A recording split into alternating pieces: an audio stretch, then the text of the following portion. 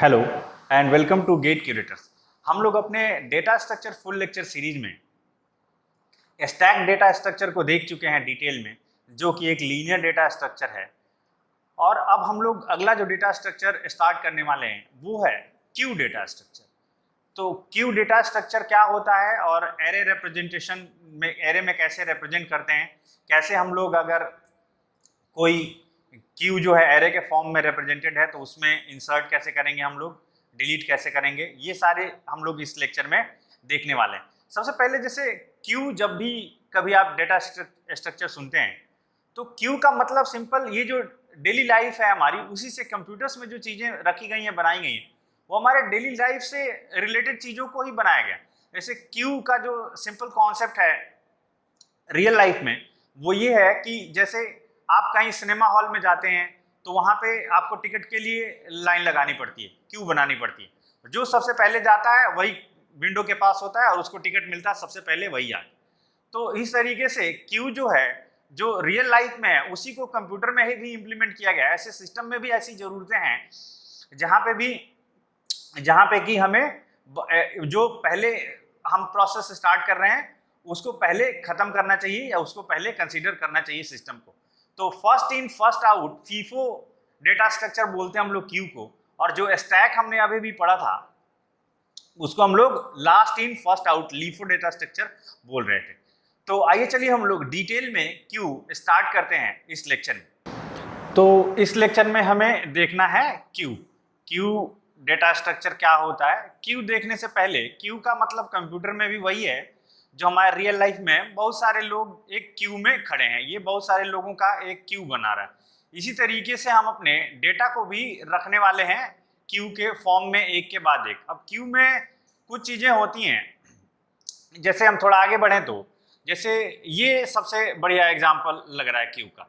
जैसे यहाँ पे ये महाशय जिनके सर पे लिखा हुआ है नंबर 1, ये जाहिर सी बात है इस क्यू में सबसे पहले खड़े हुए होंगे, इस लाइन में सबसे पहले खड़े हुए होंगे।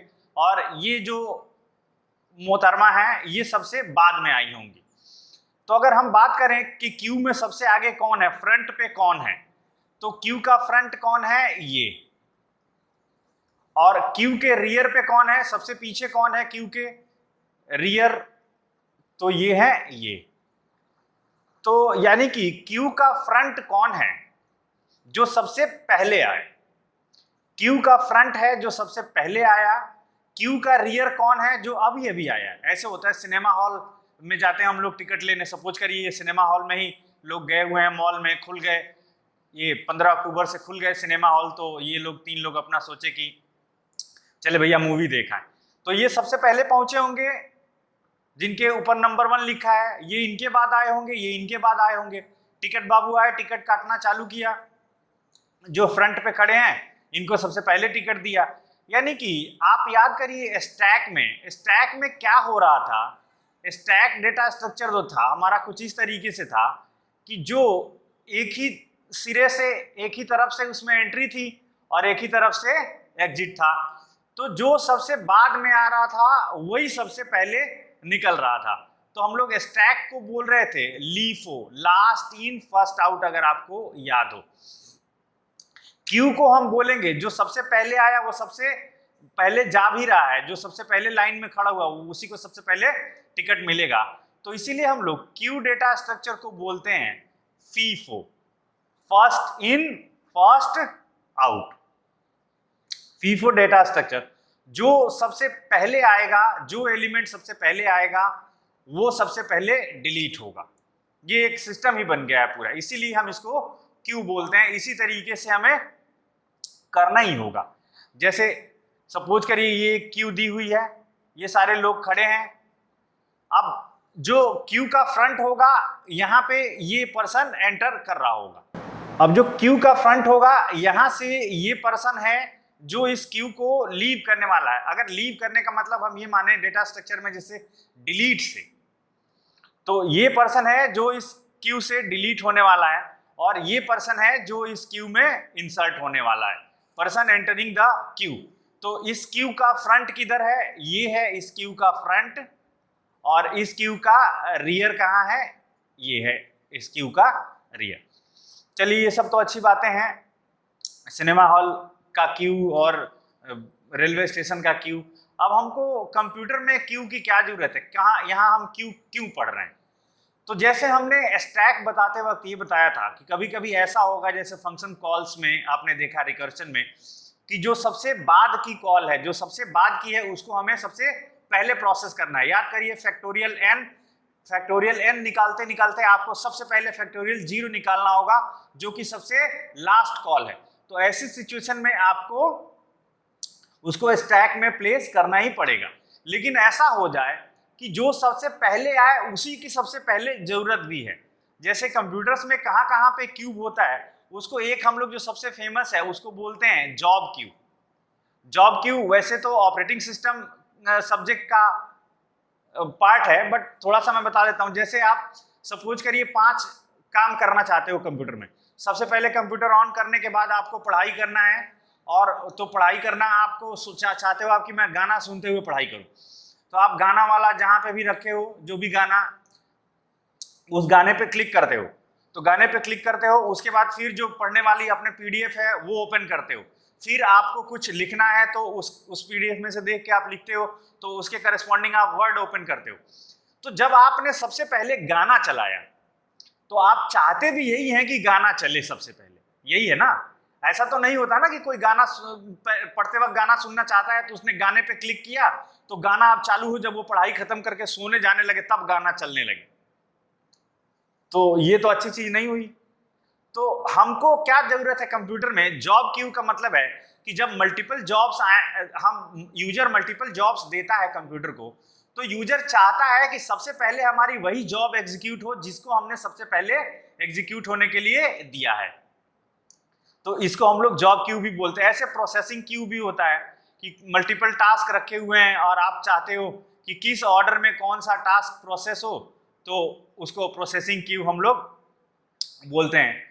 डिवाइस क्यू भी होता है। जैसे सपोज करिए आपने कोई प्रिंटर यूज किया हुआ है और प्रिंटर में आप 10 अलग अलग डॉक्यूमेंट प्रिंट कमांड देते हैं, तो वो 10 को स्टोर कर सकता है प्रिंटर। जाहिर सी बात है उसमें कहीं ना कहीं क्यू होता है, और जिस ऑर्डर में आपने टास्क को इनपुट किया है वहां पे या प्रिंट कमांड दिया है, उसी ऑर्डर में आपको वो प्रिंट होके डॉक्यूमेंट मिलने लगता है। तो ये सारी वो जगह है जहाँ पे कंप्यूटर सिस्टम में क्यू यूज होता है। ये आपको ऑपरेटिंग सिस्टम में पढ़ने वाली चीज है, यहाँ पे बहुत ज्यादा इसका कंसर्न नहीं है। हमारा कंसर्न ये है कि जो हमने ये सिनेमा हॉल का क्यू देखा, या फिर जहाँ कहीं का रेलवे स्टेशन का, जो आपका फेवरेट हो, आप वहाँ का मान लीजिए, ये क्यू हमने लिया है यहाँ पे।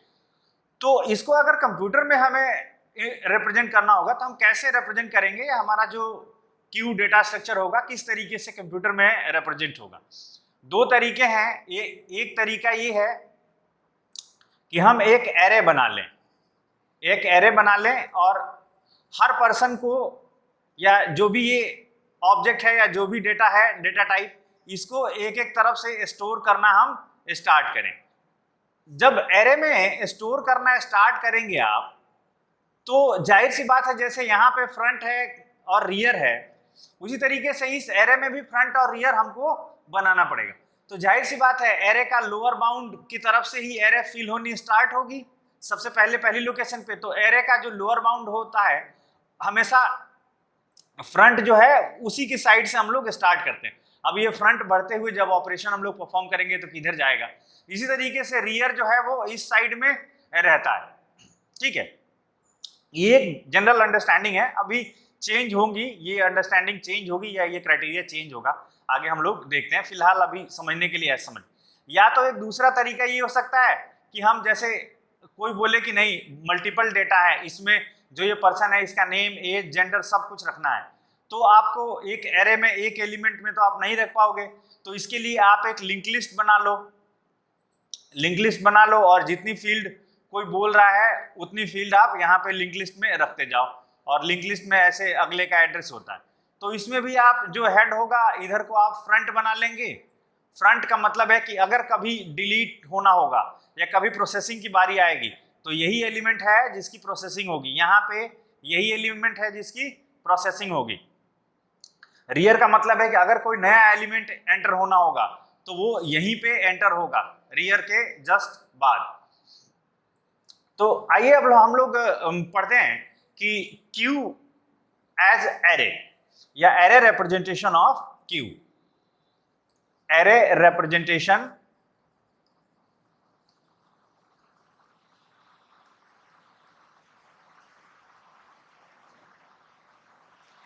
सपोज करिए कोई एरे है और इस एरे को आपको यूज करना है एज अ क्यू। तो इस एरे का नाम हम दे दे रहे हैं क्यू। इस एरे का नाम दे दिया हमने क्यू। अब क्यू नाम देने से एरे क्यू नहीं बन गई। जैसे आप सम नाम की एरे बनाते हो, जैसे आप मैट्रिक्स नाम की एरे बनाते हो, उसी तरीके से ये क्यू नाम की भी एरे है। अब इसको क्यू बनाना है तो इस पे कंडीशन इंपोज करनी पड़ेगी हमें प्रोग्रामिंग से। क्या कंडीशन इंपोज करनी पड़ेगी? एक तरफ फ्रंट बनाना पड़ेगा। सपोज करिए ये हम बोलें कि ये फ्रंट है क्यू का, एक तरफ रियर बनाना पड़ेगा। दो पॉइंटर हमें लेने पड़ेंगे, एक फ्रंट और एक रियर। इस तरीके से 0 1 2 3 4 5 ऐसे करके सपोज करिए ये एरे है, इसको क्यू बनाना है। तो क्यू बनाने के लिए इसमें हमें दो पॉइंटर पहले तो डिस्क्राइब करने पड़ेंगे। एक का नाम रखेंगे हम लोग फ्रंट, जो क्यू के फ्रंट को रिप्रेजेंट करेगा। फ्रंट का मतलब याद करिए सिनेमा हॉल में जो सबसे पहले टिकट लेने पहुंचा है वो। रियर का मतलब है जो सबसे बाद में आ रहा है, अभी अभी आ रहा है। तो सबसे पहले प्रोसेसिंग टिकट किसको मिलेगी? फ्रंट वाले को, ऐसे करके। तो जैसे अगर किसी क्यू में ऐसा क्यू कोई है जो कि एरे के फॉर्म में रिप्रेजेंट है, तो उस क्यू में अगर कितने मैक्सिमम नंबर ऑफ एलिमेंट्स आ सकते हैं ये आपसे कोई पूछ ले, तो जाहिर सी बात है आप क्या बताएंगे? Upper bound minus lower bound plus 1। जैसे इस एरे को ले ले अगर हम, तो कितने 1 2 3 4 5 6 एलिमेंट्स इसमें आ सकते हैं। तो ये 6 कैसे हम पहुंचेंगे? Upper bound minus lower bound plus 1। यानी कि किसी ऐसे क्यू में जो एरे के फॉर्म में रिप्रेजेंट है कितने मैक्सिमम एलिमेंट आएंगे, अगर ये कोई पूछे तो वही फॉर्मूला है जो एरे में मैक्सिमम एलिमेंट कितने आएंगे उसका फॉर्मूला है। अब हम लोग जब ऑपरेशन करेंगे इस क्यू पे, या सबसे पहले जब क्यू एम्प्टी है तो क्या होगा? कहाँ होगा फ्रंट और कहाँ होगा रियर? जैसे सपोज करिए यही क्यू है। अभी हमारा फिर से बना लेते हैं हम जरा। ये हमारी क्यू है जो कुछ एलिमेंट्स को कंटेन करेगी। 0 1 2 3 4 5 इसका नाम है क्यू, इस क्यू एरे का। अब जाहिर सी बात है आपको कंडीशन एरे में तो कहीं से एक्सेस कर लेता है आदमी, A3 A4। अगर आपको इसको क्यू बनाना है तो इस पे कंडीशन प्रोग्रामिंग से इंपोज करनी पड़ेगी कि कोई कहीं से भी एक्सेस नहीं कर सकता है, या तो फ्रंट से एक्सेस होगा या तो रियर से एक्सेस होगा। किस तरीके से हम, जैसे अभी इसमें एक भी एलिमेंट नहीं है जैसा आपको दिख रहा है, तो फ्रंट कहाँ होगा और रियर कहाँ होगा? फ्रंट इक्वल्स टू -1 होगा और रियर इक्वल्स टू -1 होगा। न तो कहीं पे फ्रंट इस एरे में है, न तो कहीं पे रियर है, दोनों -1 पे हैं। जैसे ही आप एक पहला एलिमेंट इंसर्ट करते हो, पहला एलिमेंट जैसे ही इंसर्ट करते हो तो क्या होगा? पहला एलिमेंट इंसर्ट करोगे तो आप फ्रंट इक्वल्स टू करना पड़ेगा, front equals to front plus 1। Front equals to front plus 1 करेंगे तो जो यहाँ पे है, सपोज करिए ए इंसर्ट कर रहे हैं आप, ए इंसर्ट कर रहे हैं, तो फ्रंट कहाँ पे आ जाएगा? यहां पे।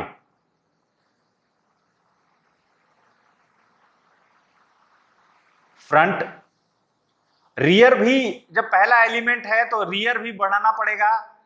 Rear equals to rear plus 1 करेंगे हम फर्स्ट इंसर्शन के केस में। ध्यान रखिएगा, rear equals to rear plus 1 क्यों करना पड़ रहा है ऐसा? क्योंकि रियर का मतलब है कि वो पोजीशन जहां पे जिसके जस्ट बाद एलिमेंट इंसर्ट होगा। अगर आपने रियर नहीं बढ़ाया तो पहली पोजीशन पे ए रख दिया है, उसके बाद भी आपको जब अगला एलिमेंट इंसर्ट करना होगा तो वो पहली ही पोजीशन पे रख देगा। इसलिए रियर को बढ़ाना जरूरी है जब जब कोई वैल्यू इंसर्ट होगी। अब फ्रंट है ए। अब सपोज करिए आपको अगला एलिमेंट इंसर्ट करना है इस क्यू में और वो एलिमेंट है बी। बी हमें इंसर्ट करना है, तो क्या करें, हम फ्रंट को बढ़ाएं कि रियर को बढ़ाएं? देखिए फ्रंट तो अब ए अभी है, ए को कहीं हम बाहर लेके नहीं जा रहे हैं, फ्रंट को तब बढ़ाएंगे, अब फर्स्ट इंसर्शन के अलावा फ्रंट को तब बढ़ाएंगे जब वैल्यू वहां से डिलीट होगी। ठीक है, तो फ्रंट को बढ़ाने की जरूरत नहीं है, हम रियर को बढ़ाएंगे। रियर को रियर प्लस 1 करेंगे, यानी रियर अभी 0 पे है तो रियर प्लस 1 कर दिए हम, तो यहाँ पे आ जाएगा रियर और हम इंसर्ट कर देंगे बी, यानी कि फ्रंट यहाँ है 0 पे और रियर कहाँ आ गया, यहाँ आ गया। फिर से सपोज करिए अगला एलिमेंट इंसर्ट करना है सी, तो हमने सी यहाँ इंसर्ट किया और रियर में किया rear equals to rear plus 1, तो यानी कि रियर अब रिप्रेजेंट कर रहा है इसको। फिर सपोज करिए आपने डी इंसर्ट किया, डी इंसर्ट किया तो फिर से रियर में रियर प्लस 1 होगा और रियर किसको रिप्रेजेंट करेगा, अब इसको रिप्रेजेंट करेगा 3 को। अब इसी समय अगर कोई ये कह दे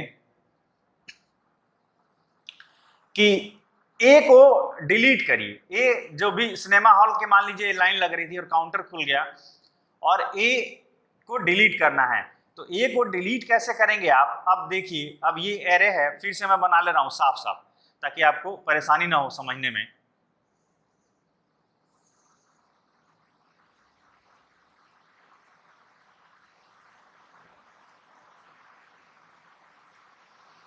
हमारे पास यहाँ पे ए है, यहाँ पे बी है, यहाँ पे सी है और यहाँ पे डी है, ऐसे करके करके है ना, ठीक। और हमारा फ्रंट कहाँ पे है, यहाँ पे। फ्रंट जो है वो इसको रिप्रेजेंट कर रहा है और रियर जो है वो इसको रिप्रेजेंट कर रहा है। तो फ्रंट रिप्रेजेंट इसको कर रहा है, इसका मतलब है कि ये सिनेमा हॉल के ठीक खिड़की पे ये खड़ा है ए। सपोज करिए इसको टिकट मिला, क्यू से बाहर जाएगा, तो जब क्यू से बाहर जाएगा तो क्या होना चाहिए, फ्रंट इक्वल्स टू, अब एरे में जैसा होता था कि इन सबको हम इधर शिफ्ट करते थे, अब ये शिफ्टिंग बार बार क्यू में नहीं होगी, इसको हम प्रोग्रामिंग इंपोज करेंगे यहाँ भी और हम सिर्फ फ्रंट को बढ़ाएंगे। फ्रंट इक्वल्स टू हम करेंगे फ्रंट प्लस 1, जब कोई एलिमेंट डिलीट होगा किसी क्यू से तो front equals to front plus 1 होगा और कुछ क्यू ऐसी दिखेगी। अब यहां से ए निकल चुका है और यहाँ पे बी है, यहाँ पे सी है, यहाँ पे डी है, ये 0 है, ये 1 2 3 4 और ये है front. Front equals to front plus 1 की और ये है रियर। सपोज करिए इसी टाइम अब एक नया एलिमेंट आ रहा है ई, जिसको हमें इस क्यू में इंसर्ट करना है। क्यू में इंसर्ट करना है तो जाहिर सी बात है अब रियर को रियर प्लस 1, अभी रियर यहाँ पे है, रियर को रियर प्लस 1 करेंगे तो रियर अब कहाँ आ जाएगा, यहाँ आ जाएगा और ई यहाँ पे इंसर्ट हो जाएगा। अब हम सक्सेसिव अगर डिलीशंस करें, सपोज करिए बी सी डी, इन तीनों को हम डिलीट किए, इन तीनों को डिलीट किए तो क्या मिलेगा हमें, फ्रंट इक्वल्स टू, जब बी को डिलीट करेंगे तो फ्रंट यहां जाएगा, डिलीट, मैं लिख दे रहा हूं डिलीट बी सी डी, एक एक करके डिलीट होंगे, ये एक साथ क्यू पे एक ही बार ऑपरेशन नहीं इस तरीके से परफॉर्म होगा, ये एक एक करके ही ऑपरेशन परफॉर्म होंगे। पहले बी डिलीट होगा, फिर सी, फिर डी।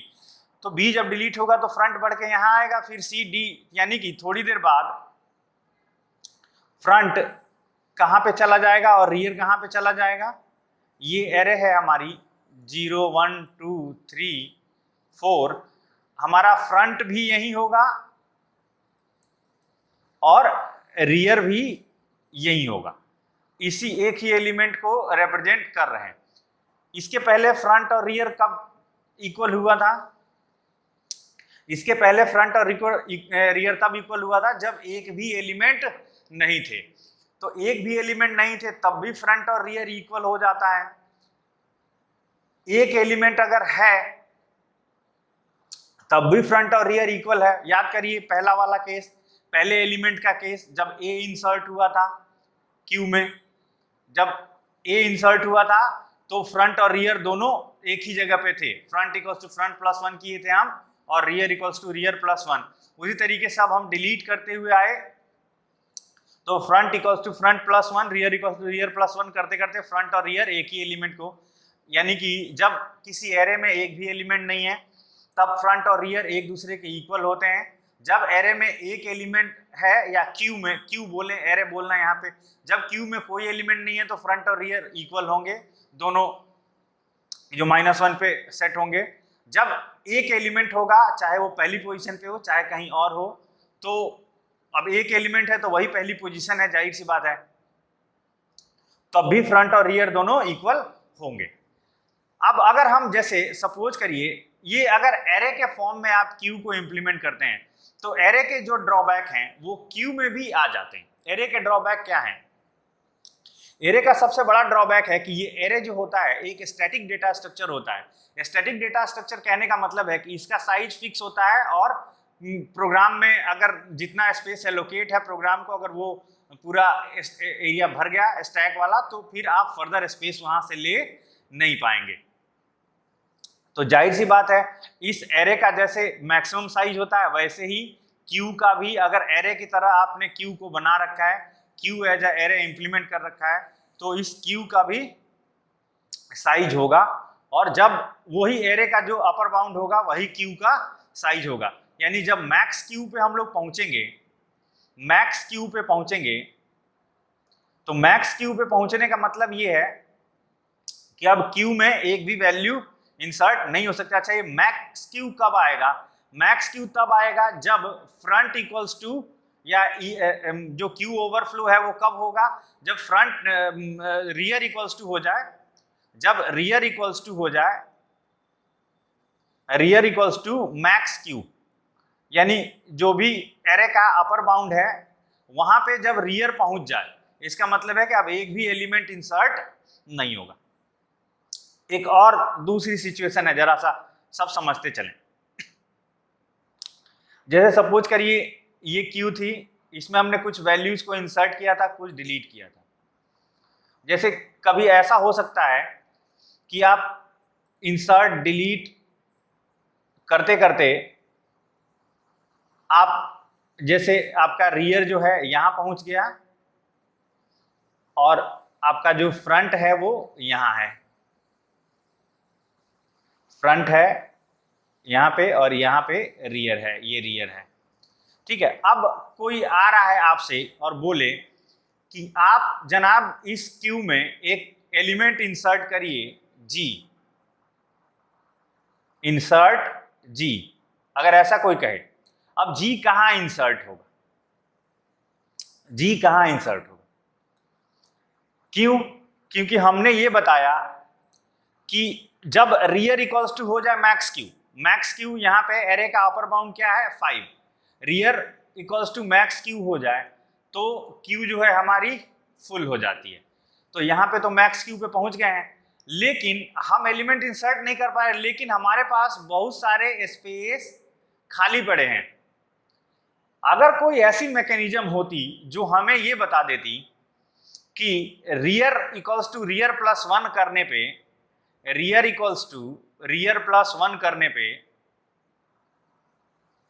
हमें मिल जाए ये पहली पोजीशन 0, 0 पे लेके चला जाए। याद करिए सर्कुलर लिंक लिस्ट में हमने क्या बताया था? सर्कुलर लिंक लिस्ट में बताया था कि जब पहले का एड्रेस आखिरी के पास, आखिरी का एड्रेस पहले के पास, तो उसको हम लोग बोलते हैं डबली सर्कुलर। अगर लास्ट वाले के पास पहले वाले का एड्रेस, यानी कि कभी आप ऐसी कंडीशन इंपोज कर दें कि अगर ये जो पहली पोजीशन एरे का जो लोअर बाउंड है वहां पे खाली है स्पेस और रियर जो है हमारा वो मैक्स क्यू पे है यानी कि अपर बाउंड पे है, उस कंडीशन में rear equals to rear plus 1 करें तो ये इसको रियर को लेके यहाँ पे चला है। तो ऐसी सिचुएशन में अगर आपने ऐसा कर रखा है तो ऐसी सिचुएशन में यहाँ पे ये जी इंसर्ट हो जाएगा और रियर जो है वो यहाँ पे आ जाएगा।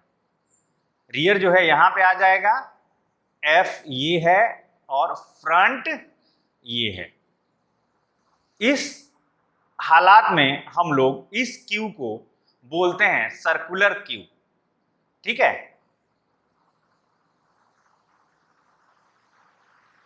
ये एक सर्कुलर क्यू हो गई जिसमें जो हमारा रियर है वो एरे के लास्ट पोजीशन से घूम के वापस फर्स्ट पोजीशन पे आ जाता है। अब फिर आप वैल्यू इंसर्ट करते जाएंगे, फिर रियर और फ्रंट बढ़ते जाएंगे। तो लेकिन फ्रंट अभी भी देखिए ई ही है, रियर को हमने भले 1 पे कर दिया, डिलीट ई को ही होना है, भले ही वो स्टोर कहीं पे भी है, जो पहले आया है वो पहले जाएगा। तो इस तरीके से एरे पे हम लोग ऑपरेशन परफॉर्म करते हैं। कभी ऐसा भी हो सकता है कि आप बिल्कुल बेफिक्र रहें इस चीज को कि फ्रंट आगे हो और रियर पीछे हो, तो आप इस तरीके की सिचुएशन आ रही होगी अगर आपको, तो आप समझ जाइएगा कि ये जो क्यू है ये सर्कुलर क्यू दिया हुआ है हमें और हमको ऐसे समझना है। तो ये सारा रहा आपका क्यू का। अब ये सब हमें देख लेने के बाद हमें थोड़ा सा कुछ एल्गोरिथम्स हम डेवलप करें, कैसे हम क्यू में एलिमेंट को इंसर्ट करेंगे और कैसे हम क्यू से एलिमेंट डिलीट करेंगे जब क्यू एरे के फॉर्म में रिप्रेजेंट होगी तब। तो आइए हम देखते हैं एल्गोरिथम्स। तो सबसे पहले हम लिखते हैं कि algorithm for insertion, algorithm for insertion in queue as array. Queue जब एरे के तरह से रिप्रेजेंट हो रही है तो उसमें हम इंसर्शन की एल्गोरिथम लिखते हैं। इसको सपोज करिए हमने नाम दे दिया, इस एल्गोरिथम का नाम दे दिया क्यू इंसर्ट। क्यू इंसर्ट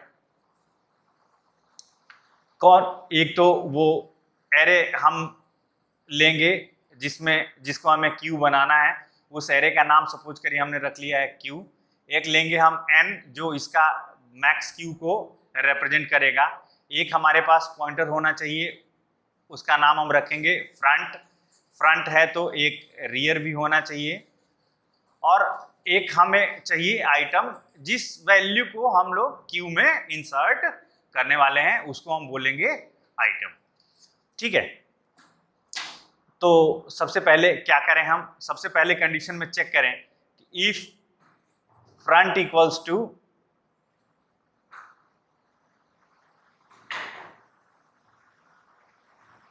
अगर फ्रंट 1 पे है एंड रियर इक्वल्स टू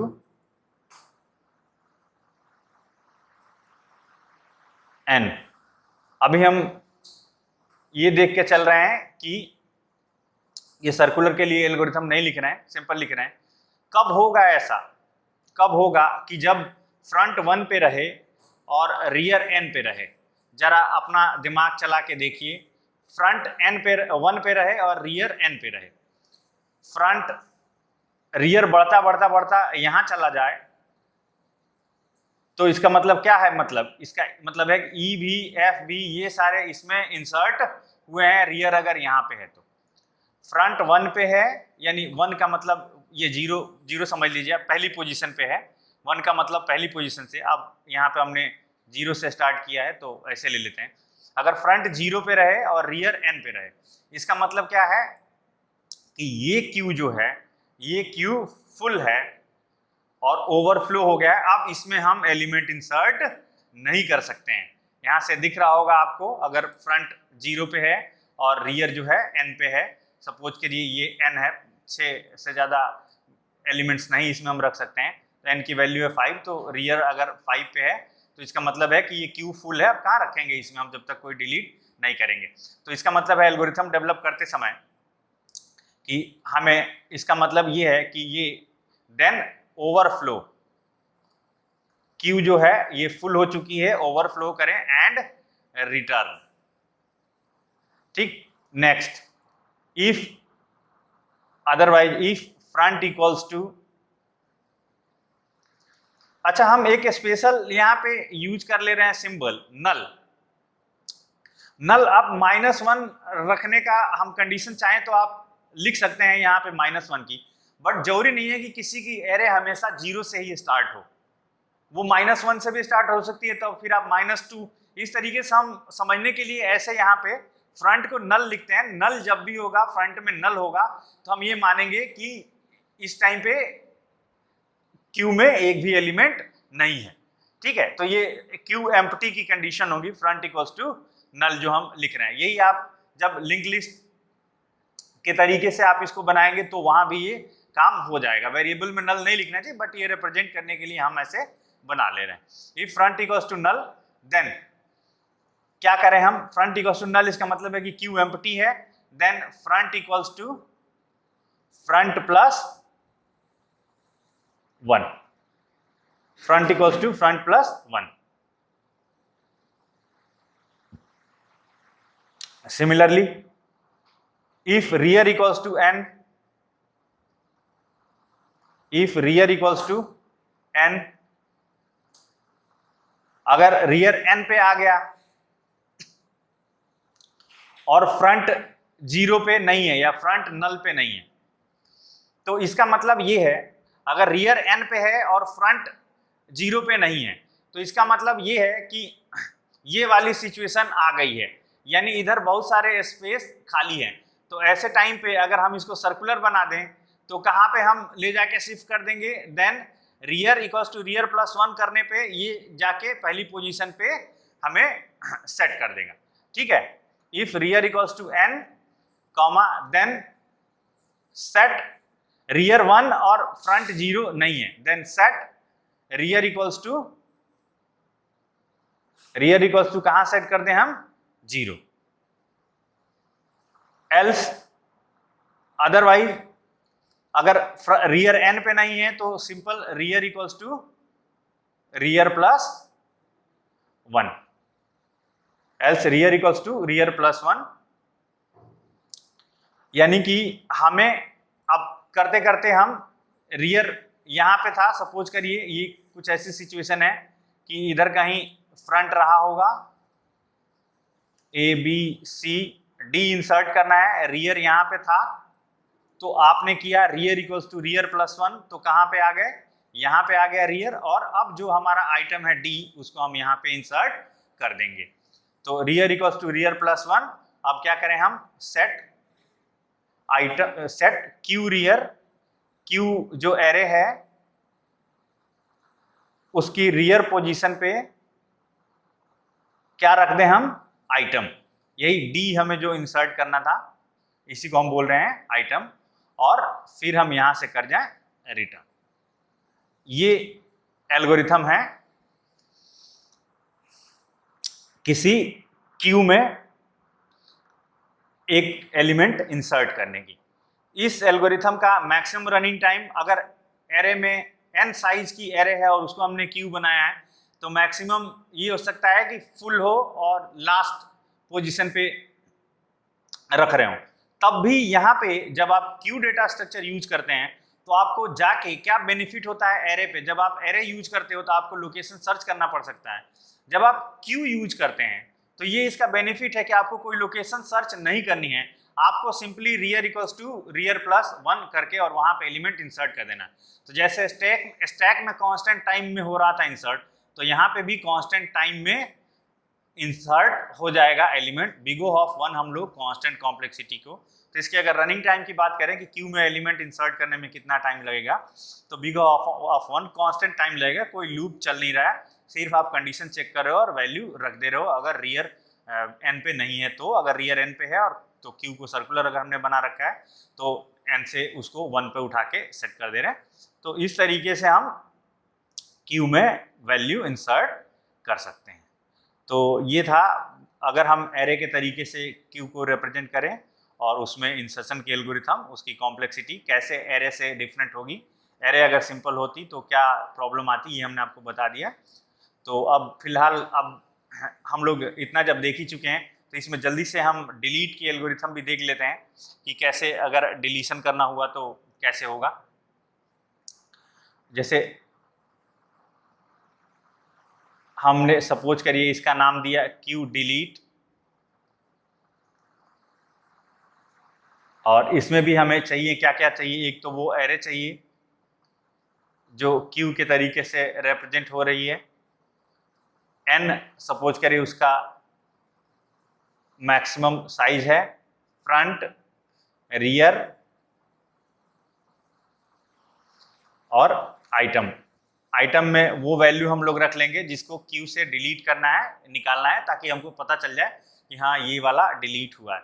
अच्छा, फ्रंट और रियर हमेशा देना पड़ता है, इसीलिए इसकी टाइम कॉम्प्लेक्सिटी कम है। अदरवाइज फ्रंट रियर आप नहीं बताएंगे तो वो एक सिंपल एरे बन जाएगा और वहां पे जाके आपको जगह ढूंढ के रखनी पड़ेगी। ठीक है, तो क्या होगा एल्गोरिथम में, इफ फ्रंट इक्वल्स टू, अब हम सीधे सीधे लिखते हैं, if front equals to null. Front null कब होता है, याद करिए -1 कब था, जब कोई भी एलिमेंट उस एरे में नहीं था या उस क्यू में नहीं था। If front equals to null then इसका मतलब है कि क्यू जो है एम्प्टी है, देन क्यू एम्प्टी। ठीक है, अच्छा ये नल क्यों लिख रहे हैं, वो बार बार एरे का साइज जरूरी नहीं है कि एरे हमेशा 0 से स्टार्ट हो रही है, इसलिए उसको हम कंपनसेट करने के लिए एक जनरल एल्गोरिथम बनाने के लिए नल लिख दे रहे हैं। इसका मतलब ये है कि क्यू एम्प्टी है इस सिचुएशन में। अदरवाइज अब क्यू अगर एम्प्टी नहीं है तो क्या होगा, तो आइटम में हम लोग रख देंगे, डिलीट करते वक्त रियर को चेक करने की जरूरत है नहीं, इंसर्शन के टाइम पे रियर का हमको ख्याल रखना था, डिलीशन फ्रंट एंड से होना है तो फ्रंट चेक किया और काम बन गया। आइटम इक्वल्स टू क्यू,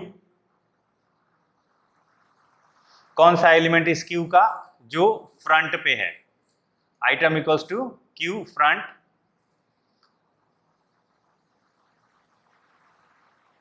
एक चीज और हम जरा चेक कर लें, if front equals to rear, ऐसा क्यों करेंगे, सपोज करिए कि अगर जो आप एलिमेंट इंसर्ट कर रहे हो, या सॉरी इंसर्ट, जो आप एलिमेंट डिलीट कर रहे हो वो अगर आखिरी एलिमेंट है, ये कैसे पता चलेगा, जब फ्रंट और रियर एक ही को पोजीशन करेंगे।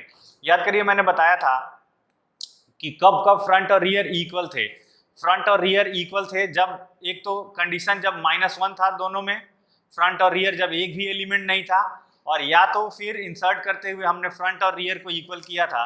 यहाँ पे देखिए जब केवल एरे में फ्रंट और रियर इक्वल होने का क्या मतलब है कि इस क्यू में एक ही एलिमेंट है, तो जब एक ही एलिमेंट है, लास्ट एलिमेंट जब डिलीट हो रहा हो तो फ्रंट को हमें कहाँ सेट, फ्रंट और रियर को कहाँ पे सेट करना पड़ेगा, नल पे। इसका मतलब ये होगा कि एरे क्यू अब जो है ये एम्प्टी हो गया है।